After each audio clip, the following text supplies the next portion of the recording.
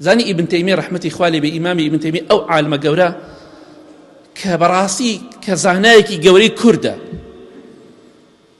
رحمة إخوالي بي لهمو بارك شارزابو خزمتي قوري أم إسلامي كرد خوا پاداشتی خيري بداتو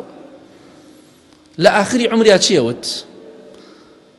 دي فرمو والله أويك إيستدي زانم أقر كاتي خوي بمزانيايا همو تمني خوم لقرآن سلفكت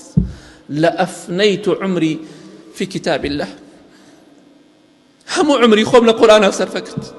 والله بدم آيته ومرت أو آيته خنا يا أخوي قرأت فرمية إن المتقين في جنات ونهر في مقعد صدق عند مليك مقتدر أو آياتي هناك خواباسي أهلي بهشتك كلا بهشتان أو آياتي توقد وفاتكت بآية القرآن وفاتكت دلي والله بشيمان بخوزقايا حموت مني خوم القرآن سلف كردايا أي قرب سر منتو إيمان ضعيف چي مان كردوا سطا يكي ابن تيمية خزمتي أم إسلام ما نكردو قرآن ما نخويناو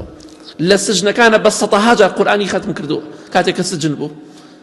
تفسيري دنوسية وخزمتي أم إسلامي كرد بشيمانا أي منو تو چون بشيمان نابينوا أو بآياته مرت بأو آياتي خواباسي بهشتا كان لو بوكو تايب جياني هات رحمة إخوائي ليبي كان نشاني آخر خيرية لقى القرآن بشي خواي قورا آخرت بخير دقيري بإذن إخوة